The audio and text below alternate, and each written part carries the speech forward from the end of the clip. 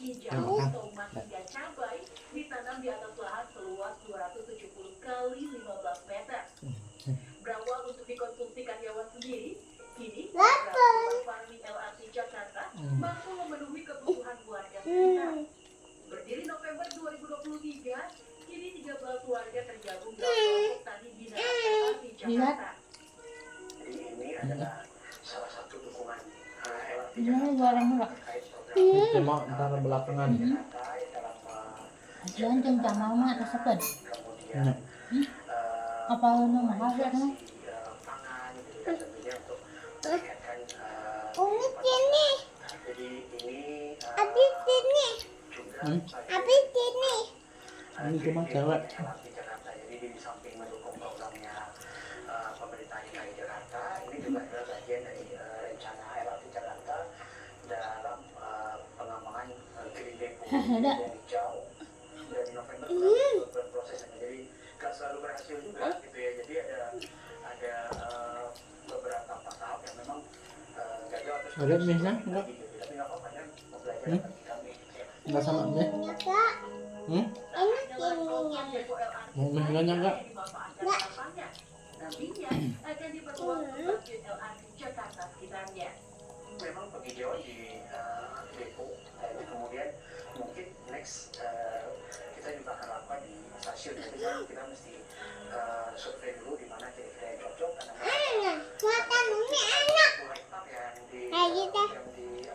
Jadi kalau lahan depo seluruh kan sebenarnya ada 10-an hektar gitu ya. Cuman kan memang Abi.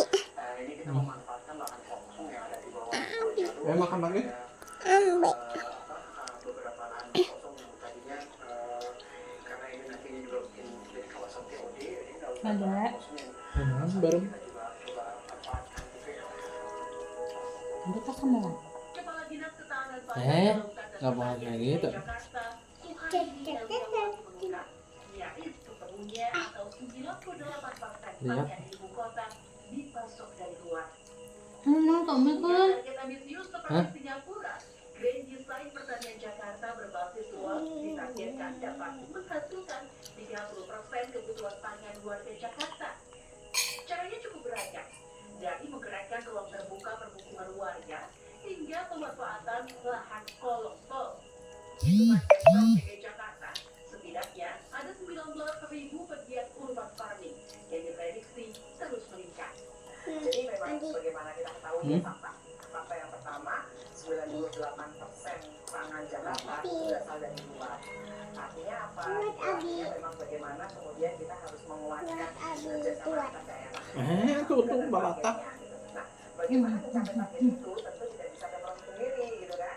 Namun lagi ya. Komunitas diantaranya kita mengajak seluruh masyarakat, baik itu PKK, Dasar Wisma, sampai kemudian ke pegiat-pegiat yang lainnya. Apa saja yang dilakukan gitu. Kalau Jakarta itu di dalam Grand Design Pertanian kita menyebutnya pertanian tidak berbasis lahan, tetapi berbasis ruang. Kenapa ya? Karena terbatas kan. Nah, Sama ini enak. Sama ini juga enak. Sama Abi, sama ini juga enak. Ini. Abi, ini juga enak. Pengamat pertanian dan pangan Kudori menyebut krusial Ini juga enak. Enggak, merupakan penyumbang inflasi nasional.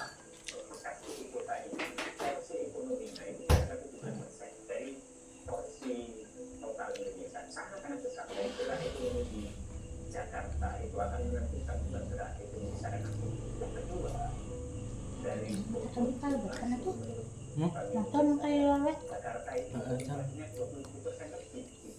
Jadi kalau inflasi di Jakarta itu tidak terkendali, terutama inflasi karena harga pangan yang volatil itu tidak bisa dikendalikan, itu pasti punya dampak inflasi secara langsung. Di mana pemerintah kota mendorong mengembangkan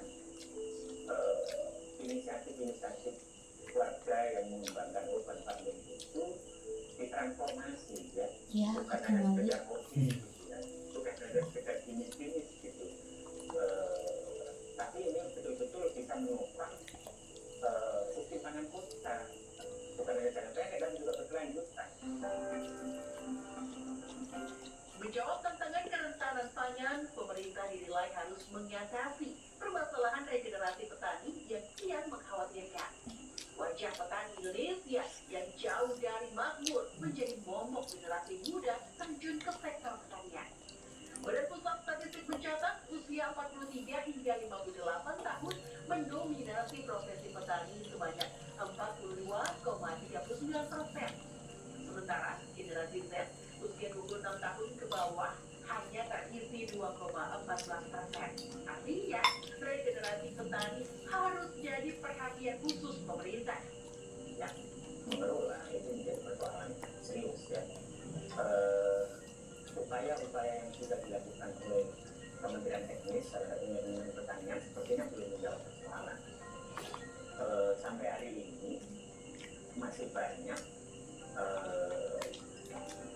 mereka yang muda ya, apakah dari Gen Z, generasi milenial, dan mereka-mereka yang segenerasi ya, itu belum memandang sektor pertanian itu sebagai sektor yang menarik. Ini saja memang pekerjaan rumah yang penting buat pemerintah adalah bagaimana membuat sektor pertanian itu menarik buat generasi muda. Kalau di negara lain sebagai insentif, misalnya di Korea Selatan kan salah satu yang menggunakan wajib militer. Mereka yang mau terjun di sektor pertanian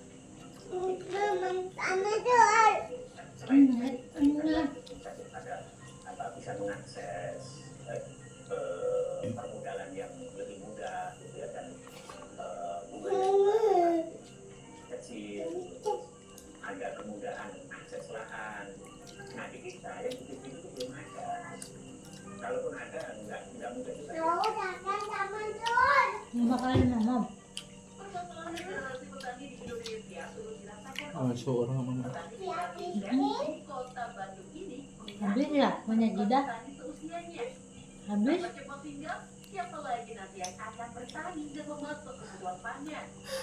Hadirnya dari kota Bandung juga fenomena yang jadi untuk coba ke depannya nggak ada yang yang jadi petani sekarang itu siapa sih, terus mengancam itu tapi gimana sih gitu mengatasi krisis pangan itu gimana sih. Jadi oke, cukup khawatir, makanya lebih mulai dari diri ofisnya nyari dulu juga. Urban farming dan inisiatif kolektif semestinya terus dikembangkan sebagai upaya amunisi menghadapi krisis pangan. Pemerintah pun harus serius menangani permasalahan sektor pertanian. Jangan sampai Indonesia, sang negara agraris, itu tak mampu memenuhi kebutuhan rakyat.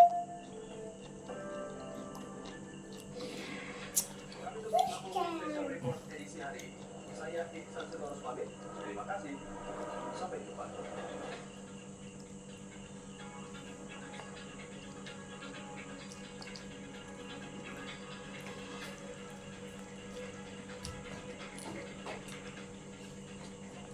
Ke barang gue habis kalau tambah masih lewat.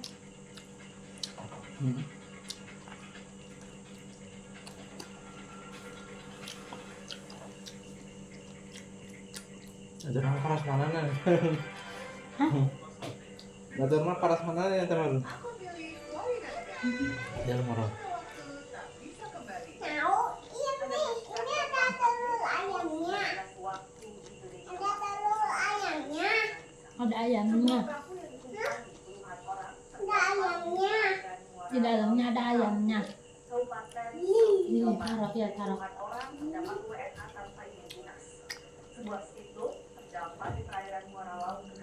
Kapal sedang penumpang yang mana dari bagaimana? Ilegal. Warga negara ilegal. Warga negara asing ilegal.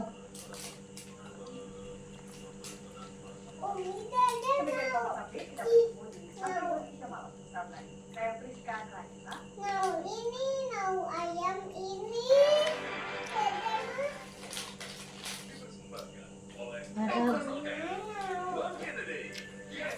Kalau Aku punya ide kalau kita taburin ke tabung.